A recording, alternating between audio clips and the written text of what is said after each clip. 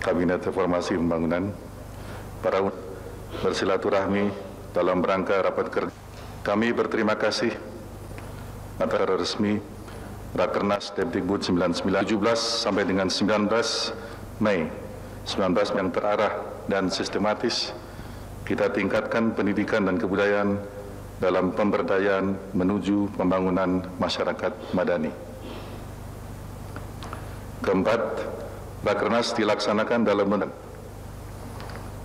kelima Dikbud yang meliputi pimpinan unit utama.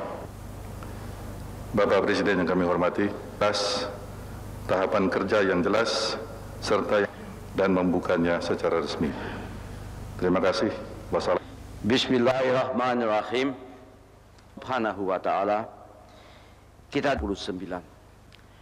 Rakernasan dengan evaluasi tersebut, saya minta agar program wajib belajar pendidikan dasar 9 tahun tetap merupakan program prioritas utama. Hal ini juga merupakan upaya kita untuk mewujudkan amanat pembukaan Undang-Undang Dasar 1945, yaitu mencerdaskan kehidupan bangsa. Kita juga menyadari pembangunan hanya akan dapat dilaksanakan apabila masyarakat kita sedikitnya telah mengenyam pendidikan dasar. Itulah sebabnya mengapa saya canangkan program pendaftaran dini dalam penerimaan siswa baru untuk meningkatkan angka partisipasi pendidikan dasar pada peringatan Hari Pendidikan Nasional 2 Mei yang lalu. Saya minta agar jajaran Depdikbud menindaklanjuti pencanangan tersebut dengan sebaik-baiknya. Saudara-saudara sekalian, kita menyadari bahwa cobaan yang berat, yaitu terjadi krisis moneter dan ekonomi yang berkepanjangan, dampaknya telah merambat juga dunia pendidikan dan kebudayaan. Namun kita patut bersyukur bahwa dampak tersebut tidak secepat dan separah di bidang ekonomi. Meskipun demikian, kita tetap harus waspada karena tingkat ketahanan sektor pendidikan dalam menghadapi badai krisis ekonomi sudah mulai berkurang. Angka partisipasi kasar tahun 1998 cenderung menurun dibandingkan tahun sebelumnya. Namun alhamdulillah dapat kita kembalikan lagi. Kita perlu melakukan intervensi agar dampak krisis tersebut tidak semakin besar. Oleh karena itu, saya mendukung berbagai upaya agar hasil-hasil pembangunan pendidikan yang dicapai dapat diselamatkan. Untuk itu, program Jaring Pengaman Sosial atau disingkat JPS dalam bentuk bantuan beasiswa serta kegiatan pendukungnya perlu dilanjutkan. Selain jumlah sasaran perlu diperluas, peningkatan ketepatan dalam memilih sasaran program perlu dilakukan pula. Untuk mengurangi angka putus sekolah, selain pemberian beasiswa, maka untuk sementara waktu, sumbangan orang tua peserta didik dapat diminimalkan dan kalau bisa dihapuskan sama sekali, tanpa melemahkan keberdayaan orang tua dan masyarakat dalam ikut berpartisipasi dalam membiayai pendidikan. Saudara-saudara sekalian, dalam waktu 7,5 bulan lagi, kita akan memasuki abad pertama milenium ketiga yang ditandai dengan pesatnya perkembangan ilmu pengetahuan dan teknologi serta globalisasi.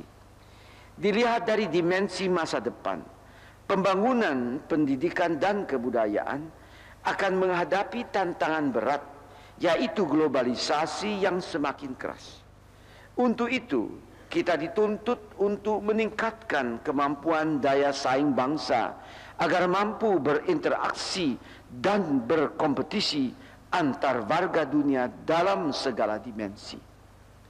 Agar kita tidak terpinggirkan dari persaingan global tersebut, ada 3 modal pokok yang perlu kita miliki, yaitu kualitas sumber daya manusia yang kompetitif, kemampuan manajemen yang unggul, dan penguasaan ilmu pengetahuan dan teknologi. Oleh sebab itu, saya minta, walaupun sumber dana yang tersedia terbatas, sekolah unggulan, pembinaan kualitas anak usia dini yang berorientasi keunggulan, pengembangan penelitian ilmu-ilmu dasar dan terapan, serta program pengembangan manajemen perlu memperoleh perhatian. Walaupun angka partisipasi dasar di semua jenjang pendidikan menurun, mutu pendidikan harus dipertahankan dan ditingkatkan. Untuk itulah DBO pendidikan diberikan di semua jenjang dan jenis pendidikan. Dalam konteks ini, saya minta perhatian saudara-saudara akan beberapa hal sebagai berikut. Pertama, pengembangan kualitas sumber daya manusia akan optimal apabila dimulai sejak dini mungkin. Oleh sebab itu, pendidikan anak dini di usia merupakan salah satu program strategis yang sasarannya masih perlu difokuskan. Kedua, kemampuan manajemen bagi para pengelola pendidikan di semua tingkat perlu diberdayakan sehingga menjadi komponen yang integral dalam meningkatkan mutu pendidikan. Ketiga, dengan berkembangnya teknologi dan informasi serta persaingan yang semakin ketat, maka profesi dan tuntutan akan pekerjaan akan meningkat. Selain memberikan pengetahuan, keterampilan teknis dan profesional, pendidikan juga harus mampu memberikan keterampilan generik yang memberikan kemampuan adaptif terhadap perubahan tuntutan dan jenis pekerjaan tersebut. Keempat, wawasan keunggulan dalam percaturan internasional, budaya bersaing dalam kebersamaan, dan kemampuan kewirausahaan yang didukung oleh kemampuan membaca lingkungan dan menangkap peluang menjadi bagian penting dalam proses pendidikan, baik melalui jalur pendidikan sekolah maupun luar sekolah, yang saya namakan jalur formal dan informal. Kelima, guna meningkatkan keunggulan di bidang teknologi, maka pengenalan, pendidikan, penerapan dan pengembangan ilmu pengetahuan dan teknologi merupakan bagian penting dalam sistem pendidikan nasional. Saudara-saudara sekalian, pada tahun ini bangsa Indonesia akan memulai babak sejarah baru untuk melaksanakan berbagai perubahan yang mendasar dalam kehidupan berbangsa dan bernegara, sebagaimana diamanatkan Sidang Istimewa MPR tahun 1998 dalam rangka reformasi yang menyeluruh. TAP MPR nomor Rumawi 10 /MPR /1998 telah mengamanatkan bahwa program pembangunan dalam jangka pendek ditujukan antara lain untuk meletakkan dasar-dasar kerangka dan agenda reformasi pembangunan agama dan sosial budaya untuk mewujudkan masyarakat madani. Masyarakat masa depan yang kita kehendaki adalah masyarakat madani, yaitu masyarakat yang lebih demokratis dengan memberikan kesempatan partisipasi masyarakat yang lebih luas, dilandasi dengan kepastian hukum, egalitarian, berkeadilan, menghargai harkat kemanusiaan, menghormati kemajemukan budaya dalam kesatuan bangsa yang kesemuanya dibingkai oleh nilai-nilai budaya dan agama. Dalam perubahan masyarakat yang demikian, pendidikan nasional mempunyai peran yang strategis, terutama dalam perubahan aspek budaya masyarakat. Pendidikan bertugas untuk mempersiapkan individu dan masyarakat agar memiliki kemampuan dan motivasi serta berpartisipasi aktif dalam perubahan menuju tatanan kehidupan masyarakat madani. Berdasarkan visi tersebut, misi pendidikan nasional dalam jangka panjang adalah mengembangkan sistem dan organisasi pendidikan yang lebih otonom, adaptif, dan fleksibel, serta berwawasan global. Pendidikan nasional dalam jangka panjang diarahkan untuk mempersiapkan individu dan masyarakat dengan memberikan kemampuan untuk mengaktualisasikan, melembagakan, dan mengembangkan masyarakat madani. Saudara-saudara, saya mau menambahkan sini, kalau saya mengatakan berwawasan global, kita harus menyesuaikan dengan perkembangan dunia, di mana teknologi sudah begitu maju dan begitu canggih, sehingga informasi dapat memasuki tiap pelosok di dunia ini dalam waktu yang sesingkat-singkatnya. Namun kita sadari pula bahwa informasi itu mudah dimanipulasikan. Orang dengan komputer bisa mengganti wajah orang, bisa memindahkan wajah Anda ke tubuh orang lain dalam komputer. Bahasa, cara orang berbicara, walaupun itu orang yang lain, dia bisa sesuaikan dengan nada dan bahasa Anda, hanya disimulasi dan disamakan dengan frekuensinya dan seterusnya. Sehingga apa terjadi? Misalnya kalau orang melaksanakan sesuatu yang tidak halal dan orang mau menjelekkan yang bersangkutan, bisa dibuatkan computer animation, di mana orang yang tidak bersalah itu bisa ditayangkan seakan dia yang melaksanakan, karena dirubah wajahnya dengan wajah kepalanya, dia dirubah jadikan kepala, tempelkan di tubuh orang yang lain, suaranya pun dirubah. Jadi itu adalah akibat daripada teknologi yang canggih. Oleh karena itu kita harus menyesuaikan dengan keadaan dunia yang begitu pesat. Oleh karena itu tidak mungkin bahwa kita bisa menghadapi itu semua dengan mensepelekan ilmu pengetahuan dan teknologi. Dan ilmu pengetahuan dan teknologi itu tidak mungkin dikuasai jikalau tidak dipersiapkan masyarakatnya untuk bisa mengerti hasil daripada ilmu pengetahuan dan teknologi untuk diterapkan dalam bidangnya masing-masing, dan juga untuk dapat mengevaluasi secara kritis dan secara logis, cek dan recheck, untuk sendiri secara mandiri bisa menentukan yang mana yang benar dan yang mana tidak benar. Keadilan disebabkan oleh adanya nilai-nilai double standard, berarti nilai-nilai standar yang ganda. Jikalau orang mengambil kebijaksanaan berdasarkan nilai standar yang ganda, berarti terhadap kawannya lain dengan terhadap lawannya, dasar mengambil kebijaksanaan berbeda, maka jangan heran menjadi kebiasaan.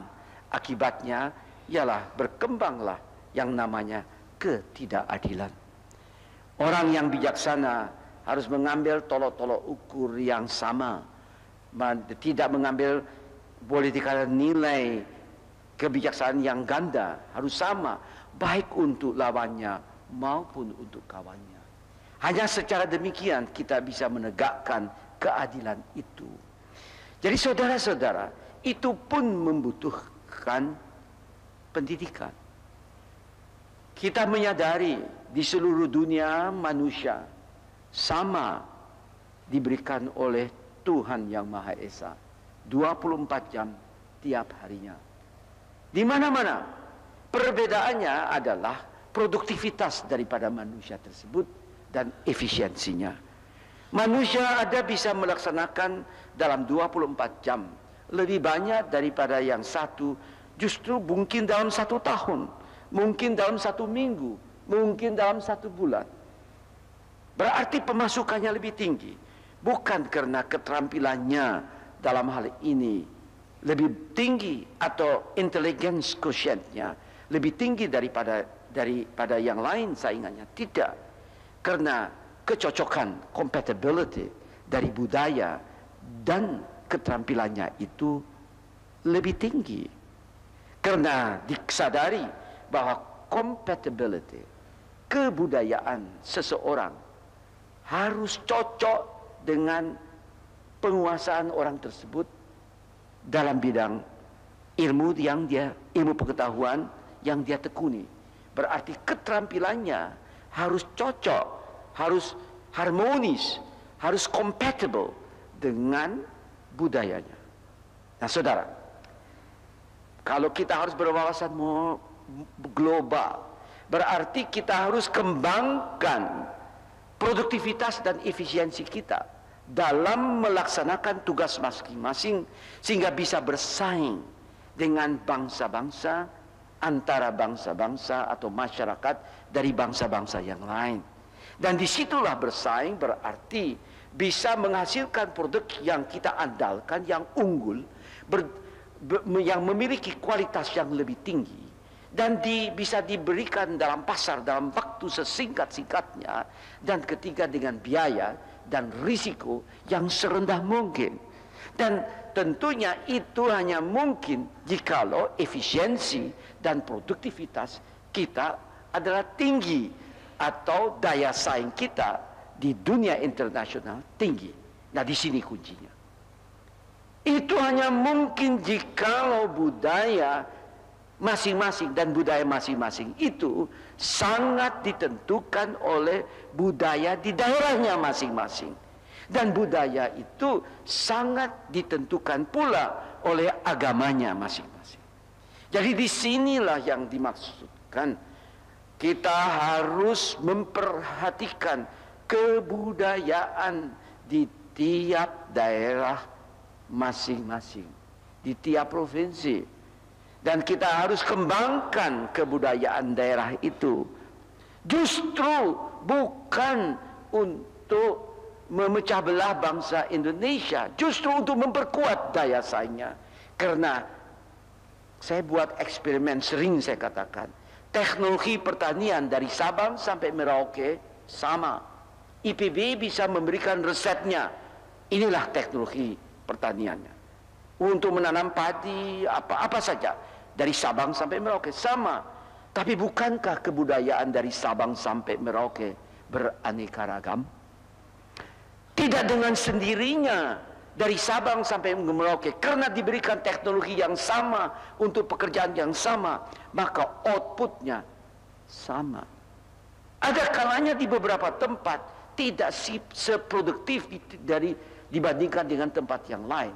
Itu hanya disebabkan karena tidak diperhatikannya untuk mencocokkan budaya daerahnya dengan ilmu pengetahuan dan teknologi yang dibutuhkan untuk meningkatkan keterampilannya, dan bersamaan dengan keterampilannya tersebut ditingkatkan ialah daya saing, sangat bekerja secara tenang.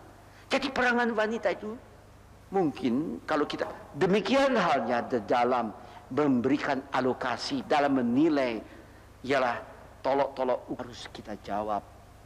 Dan caranya harus secara ilmiah, secara objektif, dan secara mandiri. Untuk itu dibutuhkan anggaran. Saya tidak bermaksud untuk menjelaskan apa semuanya itu, karena nanti ada tempatnya dan waktunya di mana insya Allah saya akan pretelin satu demi satu mengenai format baru itu. Namun saya tadi perlukan untuk menjelaskan ini kepada Anda semua, karena Anda sedang mempersiapkan untuk melaksanakan yang namanya Rakernas Departemen Pendidikan dan Pendidikan, hasilnya pembudayaan, hasilnya kebudayaan. Tidak bisa bayangkan Anda sebagai pelaku-pelaku insya Allah masa depan seluruh bangsa Indonesia. Saudara-saudara, apabila senario itu telah tersusun, yang tadi saya katakan itu sambil menunggu dapat terlaksananya perencanaan pemerintah saja tidak cukup, oleh dibutuhkan. Selain itu, proses belajar, peran edukatifnya. Program-program seperti itu juga mengingatkan kembali pada seluruh jajaran Departemen Pendidikan dan Kebudayaan tentang perlu dimulainya langkah penyegaran dan pembenahan yang mendasar serta konseptual terhadap berbagai dimensi pendidikan. Sudah saatnya kita memikirkan bagaimana merencanakan dan melaksanakan pokok-pokok reformasi pendidikan secara mendasar, terarah dan sistematik dalam upaya memberdayakan individu dalam masyarakat dan masyarakat ke arah terbentuknya masyarakat madani. Seperti saya singgung dalam pidato peringatan Hari Pendidikan Nasional, Hardiknas yang lalu, upaya reformasi tersebut hendaknya dilaksanakan secara bertahap dan berkesinambungan agar tidak mengganggu kegiatan pendidikan itu sendiri. Suatu review dan peninjauan yang menyangkut aspek-aspek peraturan, perundangan, kelembagaan, tata laksana, perangkat lunak, dan kurikulum, serta pendekatan dalam keseutuhan proses pendidikan perlu dipersiapkan. Pendidikan dan kebudayaan. Selamat bermusyawarah.